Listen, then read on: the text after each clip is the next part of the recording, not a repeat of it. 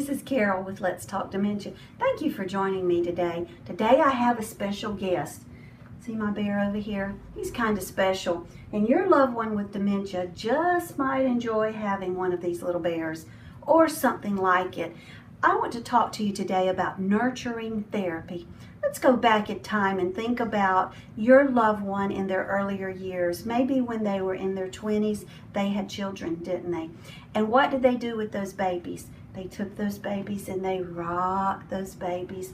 They stroked the side of the face of those babies. They changed the clothes. They put shoes on them. They knew when they laid that baby down to sleep, they needed to go back and get that baby up later for nap time, right? They knew how to burp the baby. All of those things are way back in the memory for our folks with dementia. So if you give them a baby doll, well, maybe not a teddy bear for that instance, but a baby doll, and you said, here is my baby, I've got to be gone for a while, could you take care of it? Even in the advanced states, especially in the advanced stages of dementia, most likely that person will take the baby and they'll cuddle it and they'll stroke it and they'll talk sweet stuff to it and they'll have conversations with that baby. Now, how do you think that makes them feel? Right, it makes them feel good. You can also do this with a stuffed animal. A stuffed animal will bring a sense of calm because it feels good to rub it, right? And that's good for them too. So if you don't have a baby doll, don't worry about it. Stuffed dog or stuffed animal will work good. Now, a stuffed animal will also work if your loved one is moving to an assisted living or a memory care community and they can no longer care for their pet and they've got to leave their pet. Well, I've got a cute little miniature dachshund named Zoe, and her and I are best buddies. I love that little booger. She's so sweet, and I would be sad to leave her.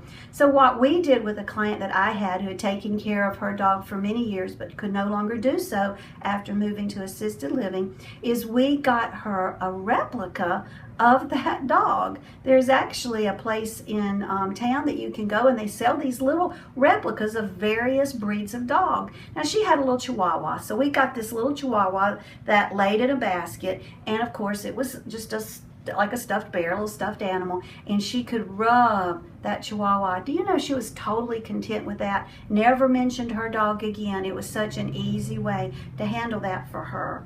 Now, many of you will have no problem whatsoever with your mom holding a doll and walking around and loving on it. But some of you are going to have a problem if your daddy does that. But why?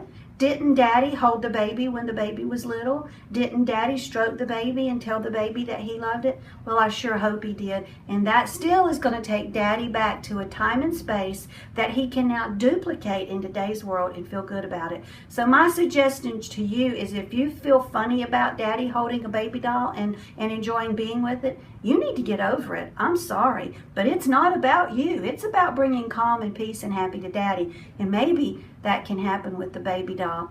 Recently was given the gift of a very wonderful baby doll. This baby doll cost about $150 and she weighs what an average newborn baby does. She's about 7 pounds and she's the right length so that when you hold her in your arms, she feels like a baby. It was pretty neat.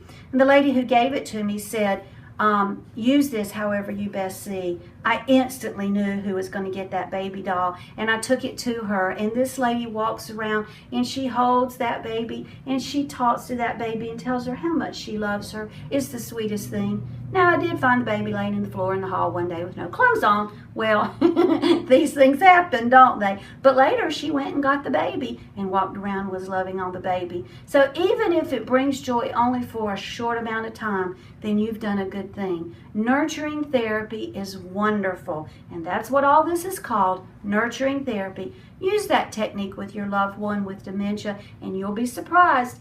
You'll be surprised at the results you get. Well, I always want you to remember this. Knowledge brings power. Power brings hope. Hope brings smiles. And hey, a baby doll might bring smiles too.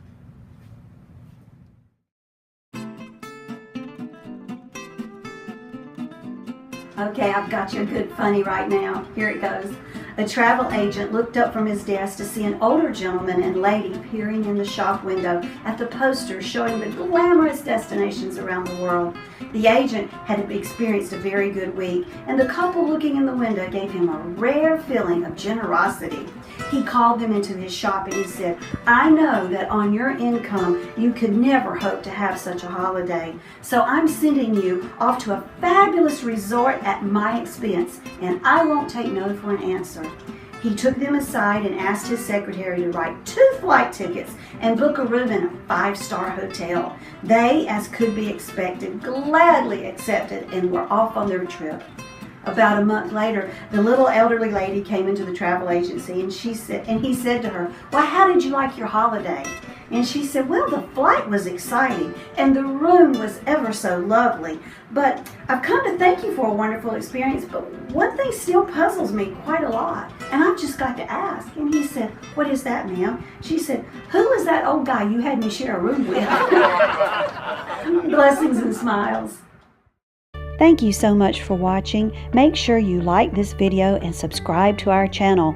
When you subscribe, you'll be able to stay up to date on our latest videos, and all of the videos are free. Check out my book, Let's Talk Dementia. It is available on Amazon. The link is in the description below. Blessings and smiles.